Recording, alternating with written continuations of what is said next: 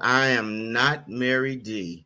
I am sitting in for Mary today. We're going to have a special show. My name is Richard Darrell Nichols, and I'm here in Chino, Chino, California. Today's special guests are all from Gary, Indiana. I'm from Gary, Indiana. I was born there, but I reside now in Chino. And we have three special guests. We have one special guest on the phone. He will be interviewing on the phone. And this is my friend. We graduated together from Gary Roosevelt High School, 1974. This is Brother Wayne Fowler. How you doing, Wayne? Doing well. Oh my. And where are you, Wayne, today? Actually, I'm lounging in Maryville, Indiana. Maryville, Indiana, and that's right next door to Gary, Indiana. Gary, on Indiana. The southern border. And then we're going to have also another special guest, David Fawcett. He's also an alumni of Gary Roosevelt. David is from Gary, and he's residing in Gary right now. David, are you there? Yes, I am. Hey, David, how you doing, sir? How you doing? One day I'm going to be like you, David. You watch me. Oh, you just concentrate on growing up. Don't worry about being like me. I want to be back in Gary. That's what I'm talking about. Man, come on. I will. Send me hey, hey, we got plenty of houses here for you. Okay, I'm ready. And then our next guest, Dr. Well, he's not a doctor, but we're going to say Dr. Maurice Preston. Now, he did not go to Gary Roosevelt, but we won't hold that against him. I think he's a graduate of Andran High School over in Maryville. Maurice Preston. 1971, class of 71. All right. Now, this is real special. We're having you can say a Gary, Indiana connection here on the Mary D show. Mary D is listening. Mary Welch. I want to thank you, Mary, for giving me this opportunity to be your guest host for today. We asked the Lord already to come in and bless this show. We want you out there to get something from this. And the one thing I want you to know that all of us have lived in Los Angeles. We came from Gary, Indiana, with a background that has prepared us for life. We can talk about life situations here. And what I want to talk about is, how did you get to California, and how did living in California, coming from Gary, helped you? Okay, anyway. let me jump in that. Let me jump on the head train on that one, because it was always my dream to go and pursue the type of life that I envisioned for myself, because I was like an entertainer even from when I was little. No, and you were an entertainer. You're not like, you were. Oh. You are an entertainer. I'm the entertainer. I was trying to follow Sammy Davis Jr.'s footsteps. And so what I did was I worked real hard in the steel mill. I was working at Bethlehem Steel. And I saved up some money, and I said, I'm getting ready to go. I'm ready. I saved up enough money. Let me drive to California. It took me 3 days. I told my neighbor, I said, neighbor, I'm going to California. He said, you are? I'm going to go with you. And this guy actually, I didn't believe him, but he actually packed up his stuff and was ready to go with me. And it was me, and this brother's name was Derek Parks from Gary, Indiana. And we traveled 3 days to get to California, Los Angeles, California. And that's where we made it a new beginning for both of us. Amen. Amen. What about you, Brother David? Oh, man. My journey started after I got out of college. I did my internship with the city of Gary, and that wasn't getting me nowhere. So I decided to move to Atlanta, Georgia. I went to Atlanta. Did not like Atlanta, did not like the South. So my cousins called me and said, hey, California is where you need to be. And I loaded up the truck and I moved to California. Sound like the Beverly Hillbillies. Yes. All right. And can we tell them who your cousins are? Yes. You can introduce them. The Jackson Michael and Jermaine, Tito, Randy, Marlon, and all of them, Janet, Latoya, Reby. And they reached out to me and brought me out there. And I stayed with them, actually. I really stayed with Jacksons for a long time. And it was an eye-opening experience because I was exposed to so much. And they took very good care of me. And that's how I got out in California. All right, all right. What about you, Brother Wayne? Oh boy. Well, just like the others, I got in my car. Actually, I bought 2 used tires off a Ridge Road, $15, and put them on my Plymouth Duster and headed west. I stopped in St. Louis where I hung out with Fred Foreman for a couple of days. Then I drove through Kansas into Colorado, and then I pulled into New Mexico, Gallup, New Mexico. And that morning that I started from New Mexico, heading to California, at the bottom of the off-ramp or the bottom of the on-ramp was this hitchhiker. And I stopped and pulled over, and he said, "Hey, I'll go as close as you can get to Los Angeles." I said, "Well, damn, I'm going all the way." And so me and this hitchhiker, we got in the car like 8 o'clock in the morning, and we drove from Gallup all the way to, I want to say, Hacienda Heights or something. That's where he got off at. And oh my gosh, we had like a fun freaking day. And I pulled into Los Angeles on a Saturday night. Right. So, and it's interesting because all 4 of us were there in Los Angeles at the same time. Yes, yes. It was meant to happen like that too. Yeah, Richard used to come over to my house and let me beat him on beer whist all the time. Wait now. Wait. So that was a very good thing. This is a family show. I know it's not Sunday, but we don't want any line on Monday either.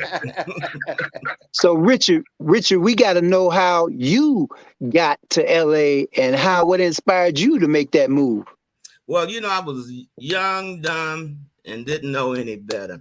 But actually, everyone knows the great Reginald Tyrone Thornton, Soul Train dancer. Well, we graduated from high school together in 74. We went to Ball State University, and he happened to pledge the right fraternity. This is the one they call Omega Psi Phi fraternity. And I was under his, he was under me. He pledged under me. But when he graduated in 1980, he wanted to come out because, you know, he was one of the original Soul Train dancers.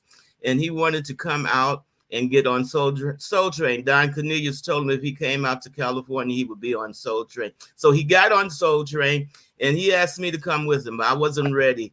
In 1981, I was substitute teaching in Gary, and they were laying off teachers. So I said, let me come out to California with Reggie. And if I didn't make it, I can go back home because my mother, they still loved me back there in Gary. So that's what happened. I came out and I lived with Reggie for like 3 years. And then we moved on. And I did mention that I was a member of Omega Psi Phi fraternity. Too many times. And I just wanted to say we have great people on the show today. They are members. All 3 of these guys are members of Kappa Alpha Psi that was founded in Bloomington, Indiana. Is that right? At Indiana University. See, you already knew the history, but you just went the wrong way. That's all. But no. Like I said before, some people take Ford Fusion, some like Toyota, some like Rolls Royce and Mercedes Benz.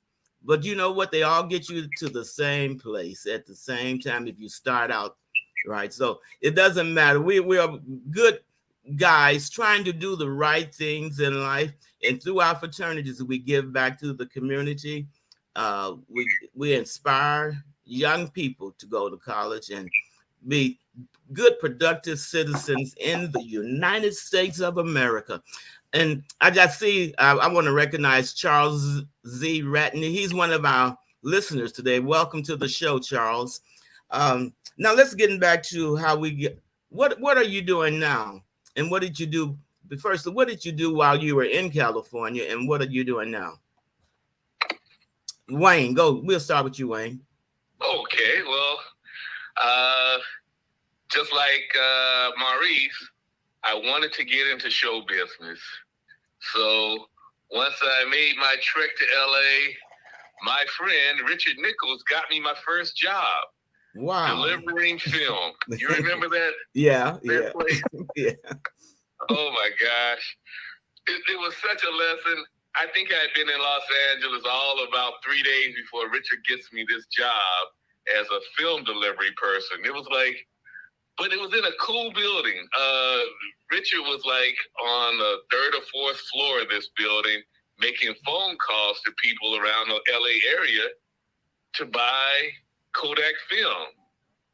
And so once he got the orders, when I would come in the morning, the following morning, I'd have this list of places I need to drive to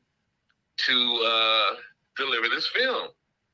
And so it was great to learn the city doing it that way, you know, just dropping off film. And I think you gave me a Thomas guide that gave me the maps of LA. Yes.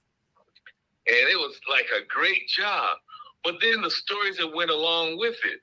Okay. I found out that the building that Richard was in had a pool hall in the basement, and that Steve McQueen used to play pool in the basement there.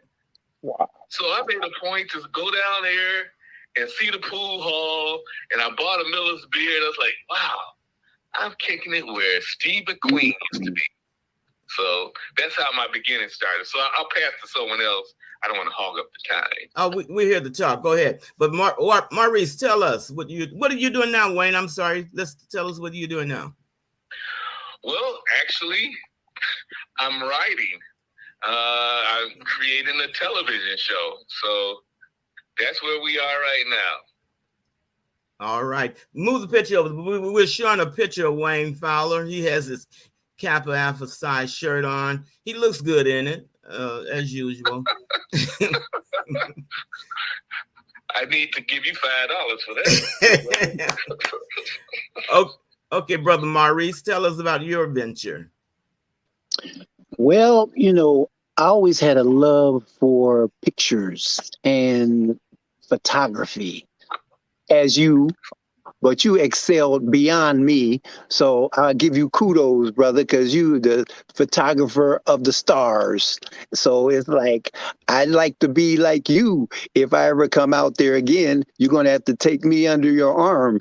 Now, you are like me because you have a personality that is way over the top, and people gravitate towards you because of your personality. Hey, God is good. That's all I can say on that, you know. But I went and I wanted to pursue getting into film as acting, and I started going to see agents and trying to get represented, and saw that it was a hard task to do. I mean, you go and you get turned down and you get turned down and you get turned down, but then you figure because you have patience, you will keep on pushing it until something hits. And something did hit for me a couple of times. And then once it gets ignited, then it's like, oh, I can do this. I just have to push harder and harder. Started getting my portfolio together, my black and white pictures, going to see different casting agents and stuff. So from doing all of that, I was able to make a couple appearances. Well, first splash was with Charles Bronson, when the movie 10 to Midnight, where I played the pimp. Yeah, from Gary.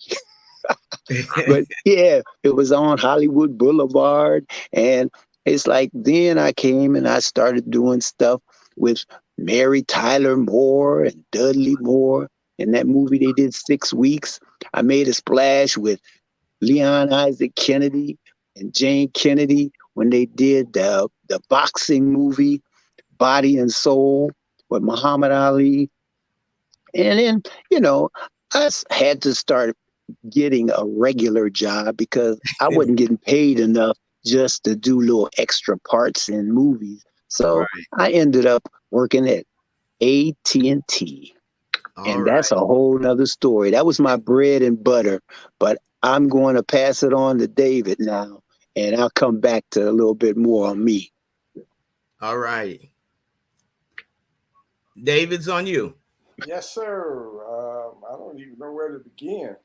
There's so much excitement was in my life when I was out in Los Angeles. I worked. I started in New York, and I went to Studio 54 with Michael. And man, that was an eye-opening experience to be in that place, to see all those stars, which I didn't even know who they were when I was that young. Oh, But that was an eye-opening thing. And coming back to Los Angeles, I started working on tours. I started working on the Bad tour, the History tour, and Janet's tour. And, you know, it was so much to see and so many places to go. And I met so many entertainers like Maurice. I met everybody. Sammy Davis Jr., Muhammad Ali, Little Richard. Little Richard was the most exciting person that you ever want to meet in your life, man, because he's just full of it.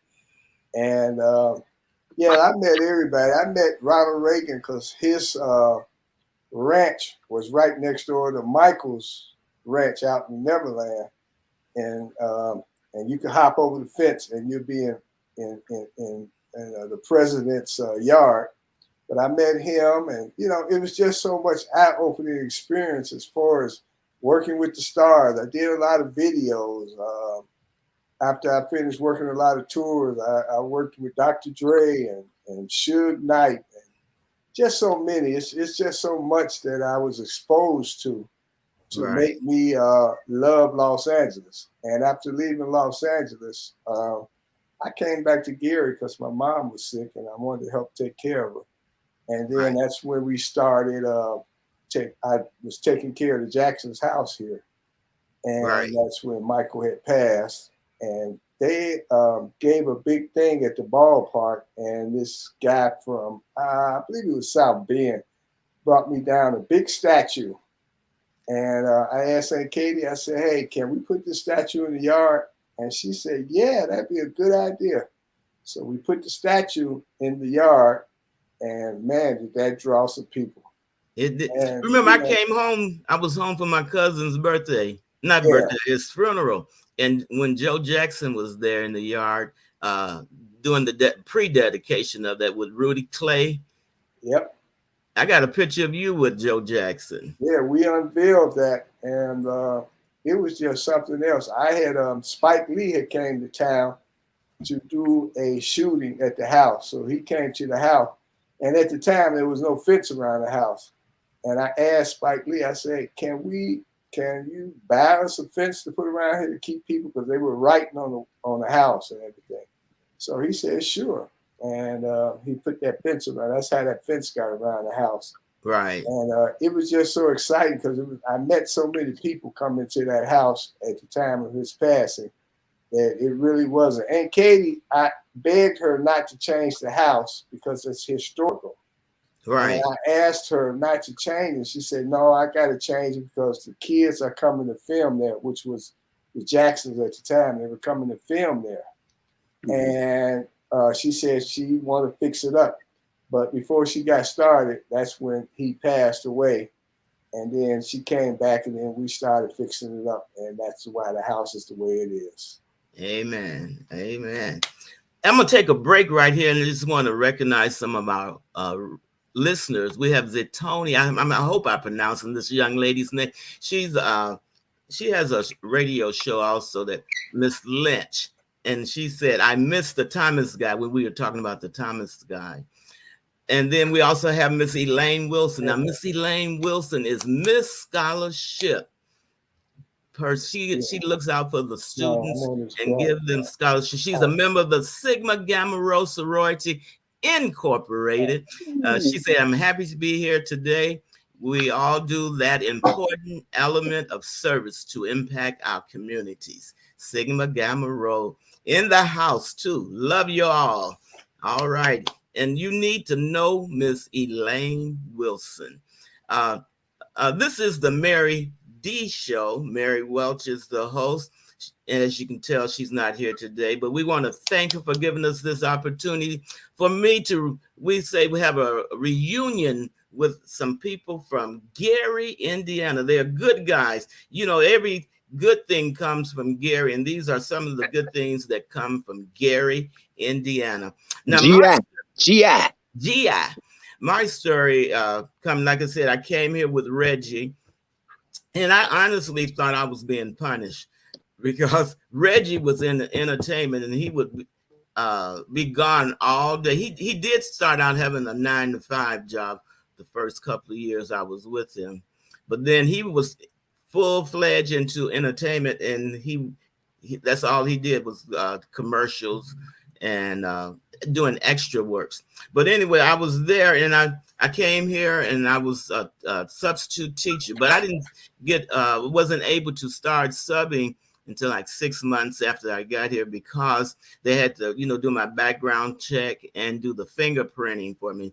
So in between times, I did odds and ends. And this is the first time I'd ever heard of temporary jobs. I never heard of temping. And so I got a temp job, and that's where Wayne, he came to one of the temp jobs where I was working with the Kodak. So for 6 months, I was struggling. I had chicken. I was on a chicken diet. I baked chicken, I fried chicken, I boiled chicken. And sometimes you went to Louisiana fried chicken. Yep. And we had chicken and rice every day, or top ramens every day. And I ate watermelon every day. But it was a struggle. But when you look back, and guess what? August 24th, this week, will be 41 years that I will have been in Los Angeles or California. Oh, man. Wow. I got here 12 midnight, and I saw the lights in the mountains of California. And the first place I went to when we got off the plane, Reggie picked me up, and Ulysses Foreman was with Reggie, and we went to Fat Burger. My favorite. My favorite. And so, like I said, I waited 6 months to start working as a sub, and I started working. My first job was at Berendel Junior High in Los Angeles, in the Wilshire area. Now that was a eye opener also, because I was always the youngest person, and usually the only Black in that area. And that's when I realized that the education system needed more young Black male. You can find a few Black females back then, but it was usually old. I shouldn't even be saying this, but I'm gonna say it was old and white people teaching the students there in the system that I was, because I wasn't in South Central, so it's probably different in South Central. But anyway, I worked there. I worked in LA Unified for 6 years. Then I transferred over to Los Angeles County Office of Education. They did the special education program and the court schools. I would sub in the court schools at juvenile hall during the summer, and I worked in special ed centers.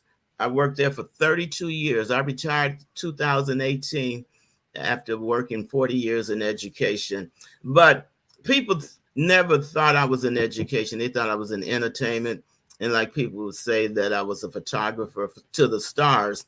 But that's part of networking. And when I said I thought I was being punished for being here in Los Angeles, that was because I didn't know anyone.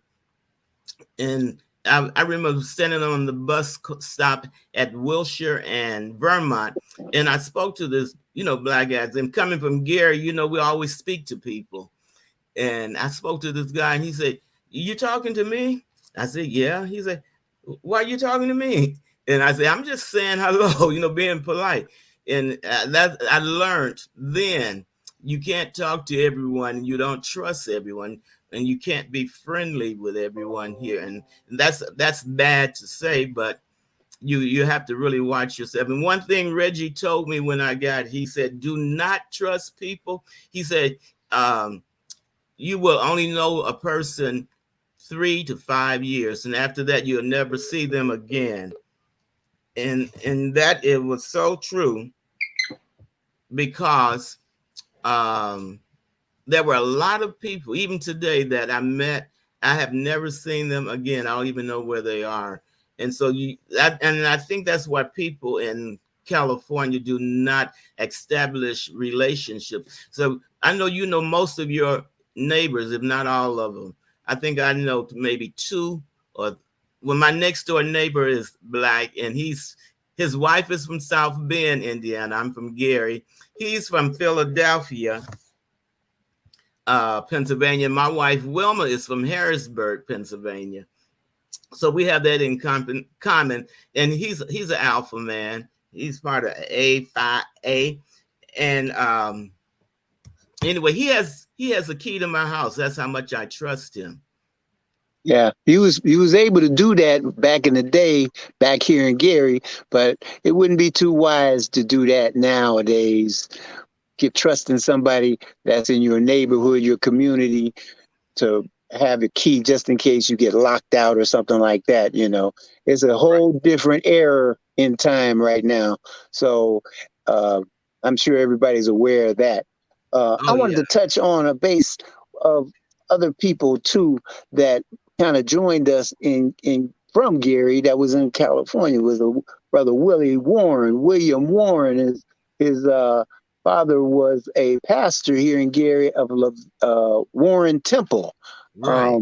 And he actually was out there before I was out there, so that when I came out there with Derek Parks, we all lived together in one house because we was all trying to find a job and try to make ends meet so we could pay the rent. Right. Because we had to pay the rent. Willie Warren got the house for us, and we came in there to help him out and help us ourselves out too. And we did it. I started working at McDonald's, my first job, and then I elevated to working at a factory and stuff. And while he was working at a factory too, and I think Derek Parks was doing some type of insurance business, but we was able to make ends meet and keep our lodging, our shelter over us and stuff. But Richard, I think that you should expunge about the Gary Club that you started. I was going to bring that up.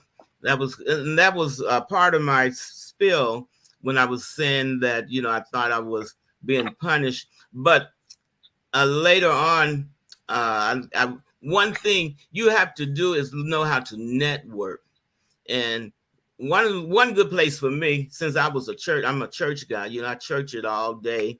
I found a church, and that church, Rock of Faith Baptist Church on 51st and Normandy in Los Angeles, became my family. I'm no longer a member of that church because I moved out of Los Angeles, but I go back, and they still, the young people, some of them, I just took pictures at this young lady's wedding, Lisa Thomas. Congratulations, Lisa. Two weeks ago, she was like 12 years old when I first met her, maybe even younger. And she called me. She said, "Rich, I want you to take my pictures at my wedding." And I told her, I really don't like doing weddings because, if you mess up a wedding picture, the people can kill you. They will kill you. And I didn't want to be in that position. But just going back, her as a child, remembering me from being at church. So church is a good place to go to network, even to serve the Lord. While you're serving the Lord, you're networking, you're developing relationships, and it becomes part of your social activities. I just want to say hello to Miss Gwendolyn Stringer. She's listening. She said, "Hello, Reggie, Richard, David, and Maurice." And Wayne is on the phone, interested in hearing all your stories. Thank you, Gwen, for listening. Gwendolyn, thank you for listening. And so going back to that social part, the church was one. And then there were a lot of people coming to California from Gary. And I said, "Man, we should get together." And I know you remember Latoya Matthews, Gwen Matthews, Latera Matthews, somehow or another. And we were able to live in the same neighborhood. And that was strange. And I met Latoya and Peaches. Peaches, what's Latanya Mitchell. I met her. I used to go to the Red Onion Yes. every On day. Wilshire, yes. I used to go to the Red Yes. Onion every day because why? Why did I go to the Red Onion at 5? Happy hour when you got Happy free hour. food. They had Free plenty food. of food and Food. plenty of drinks. Right, right. And so I went to the Red Onion and I met Peaches. Peaches was in my class when I did my student teaching at Luwalla's. So, it was great to see her pass by and see a familiar face because, I'm really was very, most people don't believe this, very quiet and really didn't talk to too many people. And to see Peaches come by was really just uplifting. But seeing that, and I knew there were a lot of Gary people here. Now, this is what really made me start doing the Gary Club. I had heard that there were a Gary Club before, but they disbanded. And Eddie, what's the guy that owned Mavericks Flats? Yeah. Alonzo and John Alonzo Daniels. Daniels, Alonzo Daniels, and his brother. His brother is an actor, and I think last I heard he lived in Amsterdam. But they no longer own the Mavericks Flats. But I heard that they had the Gary Club there. But I went to, there was the Black Women's Forum with Maxine Waters, Congresswoman Maxine Waters, and Mary Henry was part of that group. And that once they always would have a Saturday morning luncheon or forum at the Ambassador Hotel in Los Angeles in the Wilshire area. And that Saturday, Congresswoman Miss Hall, what's Miss Hall's first name? Katie Hall. Katie Hall was going to be the guest speaker. Yeah. And so, Miss Katie Hall was my second grade teacher before, when I was in elementary school. So I wanted to see her. I went there in my blue jeans because I wasn't planning on going into the luncheon. I just wanted to say hi to her. And some lady at the door said, "No, you can come in and go see Miss Katie." So she let me in. And while I was there, Mary Henry was the director of the Avalon Carver Community Center on 49th and Avalon in Los Angeles. And she's from Gary. Do you remember that, her? I do. She was there. And when that lady told I was looking for Miss Hall because she was from Gary, Miss Henry came over to me and she said, "You're from Gary? I'm from Gary. I went to Gary Roosevelt." And I think she was in the class of 32 somewhere there. And she said, "You come to my office on Monday." And that's what I did. And she said, "We used to have a Gary Club and you need to start the Gary Club up again." And that's when she used to let us use her center to meet. And that was a way of getting a lot of the peoples together and forming more relationships. Although you knew most of the people in the club. Who did we have in the club that was famous? William Marshall. William Marshall came. That was his story. Remember, we gave he did his one-man show at Cal State Dominguez Hill. So we all had a Gary night there. Ernest Thomas. What's happening, Raj? What's happening, right? And so we would always get together and do things. And do you remember one day we gave blankets to the homeless? So we had people bring their blankets to the Mala Gibbs, a restaurant there it was Santa Barbara at that time, but it's Martin Luther King Street now. I have a picture of you, Latoya, my brother Lawrence, and Don. We came up and gave out blankets.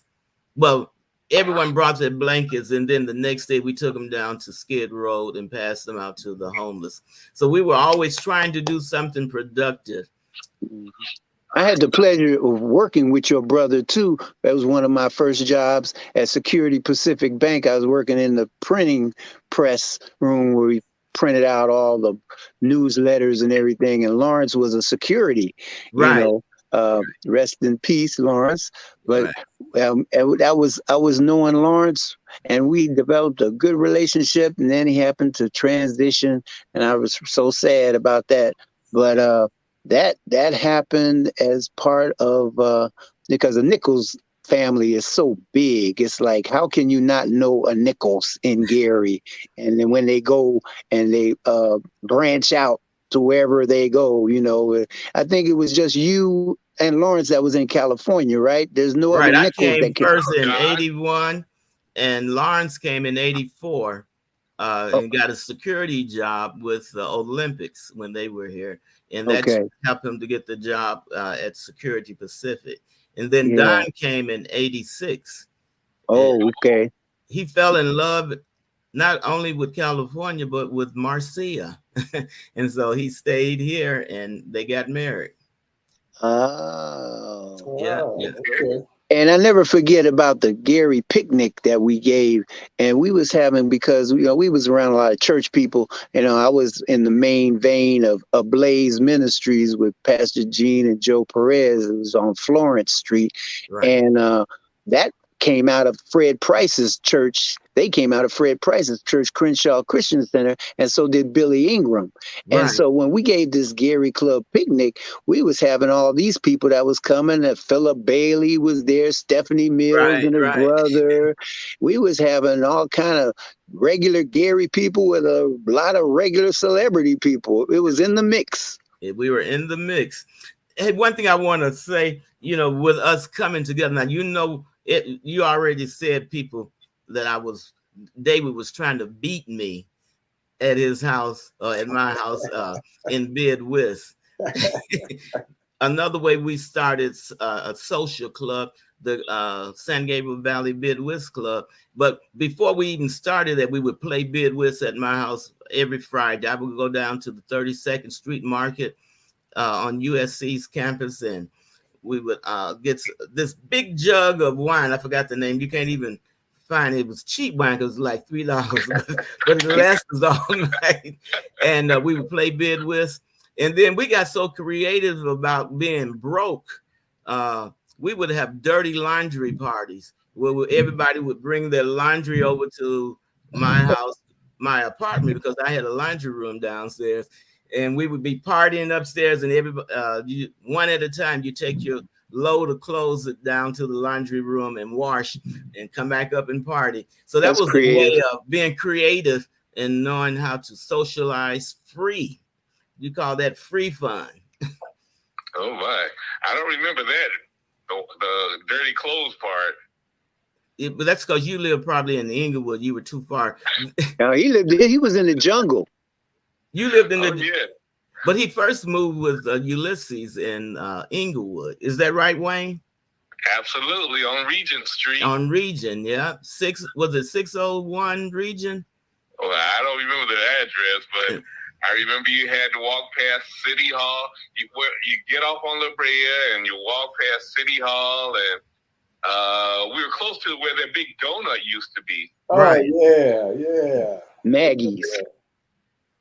Yeah, oh my, that was like I get on my bike and ride over there, and ooh, oh my, you're making my mouth water now. All right, all right. Now David has always been around entertainers. Now when you come to California, you always, I was disappointed when I got to Beverly Hills because I was looking actually for hills. I was disappointed in Hollywood because it was dirty to me. But you're always around celebrities. When was your first encounter? What was your first encounter with celebrities? David, we'll ask you too, but we know you with the Jackson. But when was your first encounter that you really realized that you were around celebrities?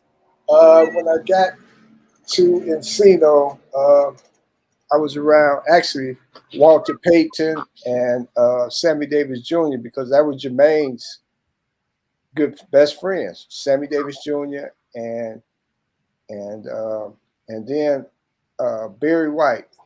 Barry White. Now I'm gonna tell you a little story about Barry White. Jermaine and Barry White brought RVs, those big long RVs, Okay. and so Barry White, we were on the RV, and so Barry White told him he's gonna go over here and check the toilet thing, and when he tell him to pull the latch, I want you to pull the latch. Well, Jermaine didn't wait. He just pulled the latch and all that stuff got all over Barry White. Oh my God. And we were laughing and Barry was Oh my freaked out. God. But that's when I knew I had arrived because I started seeing them, especially Sammy Davis Jr., man. He was just such a nice guy, man. Him and Jerry Lewis. We went to one of their shows. What? And we were in there with Jermaine and Jermaine's girlfriend and Uncle Joseph and his wife, and Joe had some girls, and they invited us backstage. So we rolled up the elevator, this private elevator, with Sammy Davis Jr. and Jerry Lewis, and I was like, wow, nobody ever believe me if I tell them this. So we got up to the room, and of course, Sammy had a bowl full of cigarettes, and he was trying to hide all that stuff from my auntie. But that's when I knew I had arrived in California and staying up there in Encino at the Jackson's house, and we were cooking up there because, we were catering. And we catered for Janet Rhythm Nation party, and you can imagine all the stars that was there, And then we catered for Michael for a couple of his video shoots. And people would just flock to that house and be knocking on the gate. And, like one time we were there, this girl climbed over the fence and she was sitting on the grass and they had to call the police. So the police came and she said, what, I can't have my kids over here on their daddy's lawn. So that was when he had made Billie Jean. And so, I got so many stories about that, man. And so much memories of being around him. And, I got to meet Maurice White. He was over there at the studio. He was recording. And after 7, all of them were up there at the studios with Michael. And it's just such a tremendous, and I was so blessed, because I'm just a family member, and they're in it, big time stars, man. And, it was just so eye-opening for me to be there. Amen. Yeah, we was kind of talking about that stuff last night. We was talking about who paths that we've crossed. And Wayne, I think you need to tell them how you was passing through a lot of celebrity listed people just working at NBC studio. Well, I'm just thinking when you mentioned after 7, all 3 of those guys came from Indiana University. Yeah, and, I knew them. The Capel brother. Yeah. Oh, yeah. Goldie. Yeah. One of them. Yeah, Goldie. Yeah. Oh my.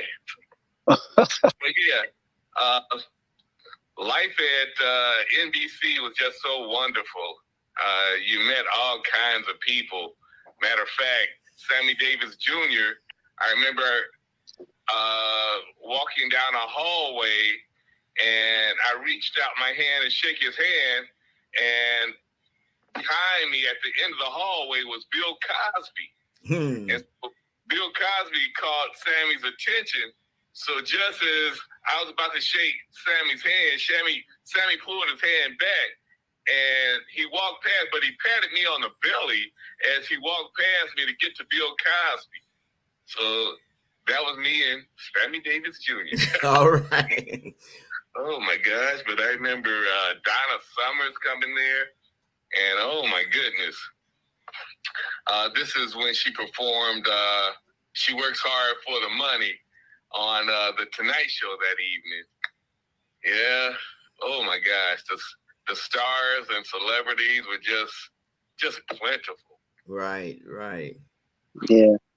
What about you, Maurice?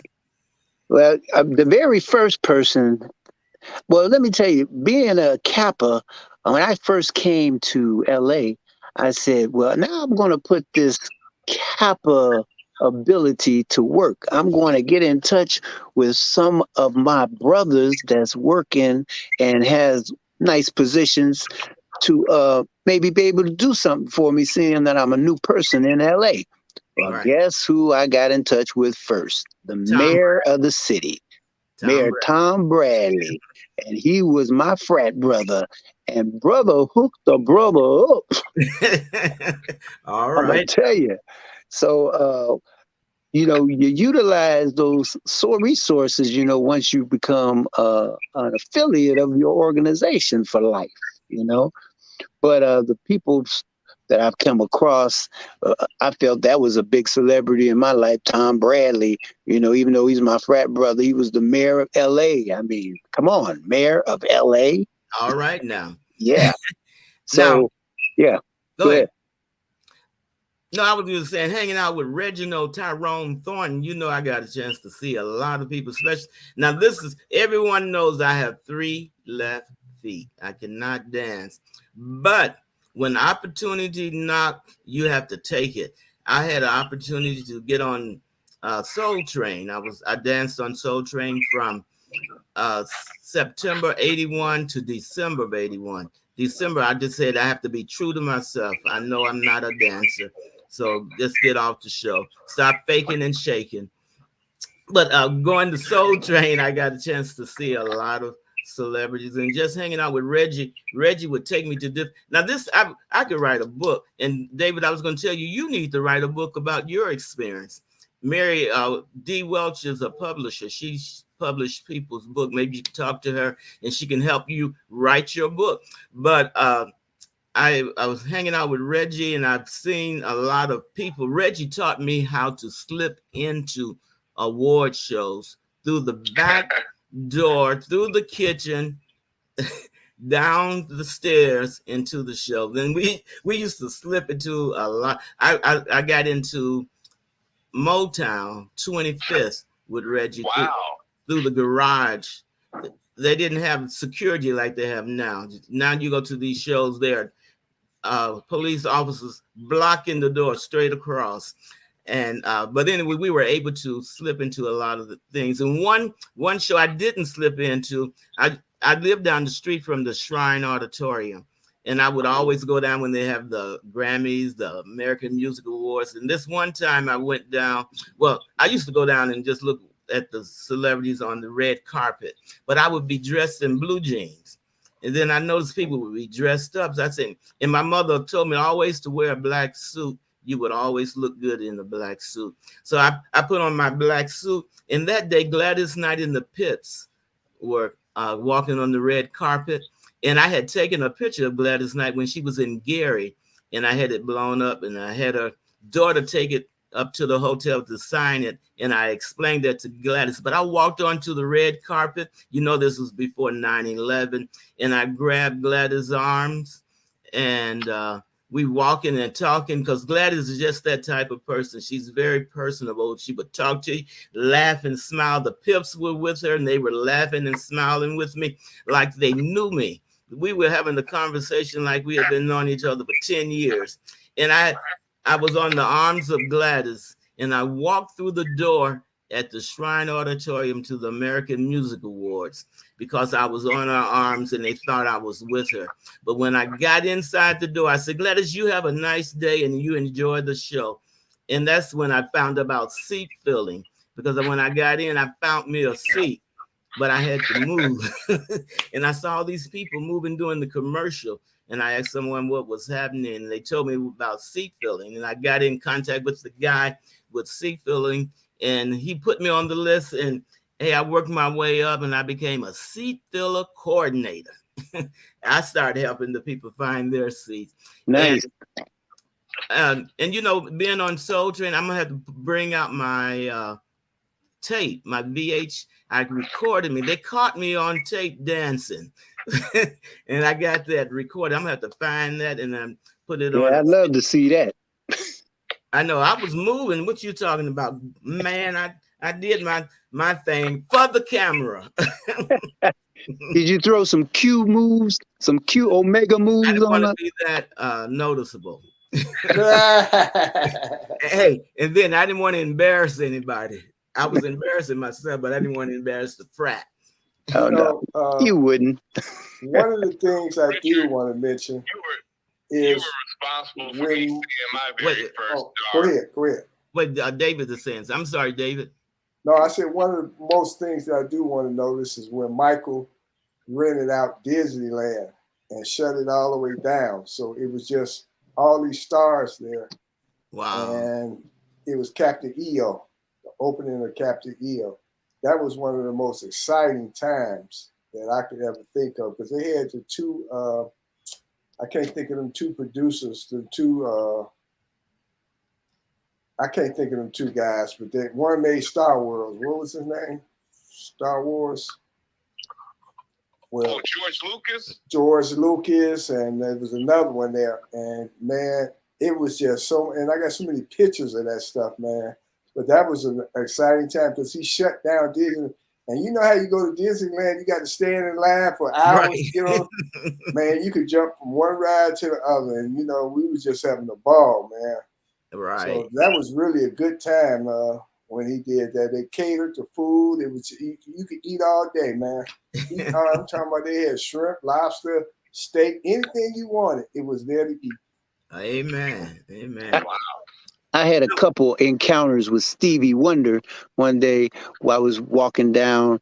Me and my wife was walking down Western, and his studio was on Western Avenue. So, you know, actually, Stevie Wonder was from East Chicago, Indiana.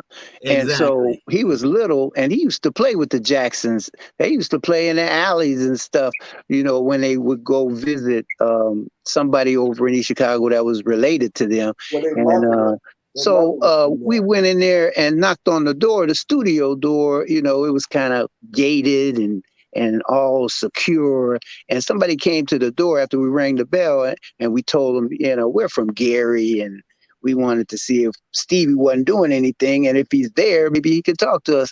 You know, he went back in the back and talked to Stevie. He said, "Yeah, sure, bring him in." And so we came in. I was shocked. I was shocked. I didn't even know if he was going to be there or not. And we went in there. There was nobody in there but just Stevie in his studio working on some tunes. We had such a nice conversation. And later on, found out that his son went to school with my daughter at that time, elementary, Zion.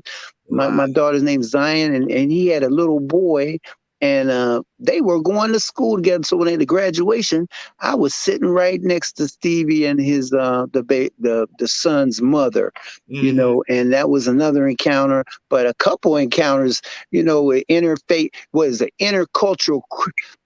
intercultural center in LA. Yeah, on Me, Berendel Street, 11. yeah, what is it called? The intercultural um theater. The inner city cultures. Inner city, yeah. And my teacher was Bea Richards. Wow. My teacher was, Oh, wow. and we both, me and Willie Warren, were up under her being taught some acting and stuff, even though, you know, we both were acting. We were actors. And matter of fact, Willie Warren is still, he's doing stuff on Broadway now in Yes. LA. Yes. He's Good, got a good. couple of things going on. But Stevie Wonder was there. I've had an encounter with him there. And I mean, I've come across a lot of celebrities too. I got baptized with Billy Davis and Marilyn McCoo. Right. Marilyn McCoo, that Fifth Dimension. That was because we all went to the same church. We was going to Billy Ingram's Maranatha Church, and Okay. even when I was at the church with Pastor Gene and Joe Perez at Blaze, we had a lot of special guests. Smokey Robinson became a part of our church, and he was always at our church, and I got to talk to him like I'm talking to y'all right now. I mean, and that was one of my favorite artists, but I didn't act all crazy and I'm with Smokey You didn't get Robinson. that Oh. picture though, did you? Huh? You didn't get that picture though, did you? You Didn't know what get I'm that picture. talking about. Yes. Oh, to this day, I'm so regretful. But, you know, that's another story. I don't even go into that story. Yeah. That's kind of depressing. But that same night, I got to escort Natalie Cole because I was ushering people into this performance called the Christian Image Awards. And it was hosted by Pastor Gene and Joe Perez. There was a lot of people there that was a celebrity that came to attend that thing. Leon Isaac Kennedy, and of course, Smokey Robinson, Rosie Greer, um, and I escorted Natalie Cole to her seat. Okay. I think Wayne wanted to say something. Yes, actually, I did. Because Richard, you were actually responsible for me seeing my first star in Los Angeles. I think I'd been in LA for about less than a week. And it was on one of those film delivery jobs where I had pulled into a gas station on Hollywood, an AM/PM mini mart. And as I was pumping gas, I see this Volkswagen Rabbit convertible pull to the pumps on the other side of me. And out jumped the celebrity, and I couldn't believe it. I stopped pumping my gas. I went into the AM/PM mini mart. I looked down the first aisle, didn't see her. Went down the second aisle, didn't see her. But on the third aisle, I saw Marsha from the Brady Bunch. Oh. And I went up to her and I said, "My name is Wayne Falk. I'm from Gary, Indiana. And I just arrived in town." And she said to me, "Wayne, you came at an excellent time because this place was just live. You're going to just really enjoy it." And I said, "Okay." And, at that point I left and I went back out, and that's how it all began. All right. I think we have about 4 minutes or so left. I just want to say, again, thank you, Mary, for this opportunity. I want to say thank you, David, Maurice, and Wayne for being here with me. We can say we have a Gary, Indiana connection. And, Wayne and Maurice were in my wedding, although Maurice doesn't remember that he's in the beginning stage of dementia. he don't remember being in that wedding, but I guess he had a lot on his mind that But day. you got pictures, you got evidence, you got the Kodak. I had to show him the pictures to let him know he was in my wedding. But I just want to thank all of you. I see my wife Wilma is listening. Hey, Wilma, sweetie. Hey, Wilma. Hey, Wilma. Hey, Wilma. But I just want to thank you. And this is one thing I want you to know. Friendship is essential to the soul. And our friendship has been over 40 years, 50 years coming up.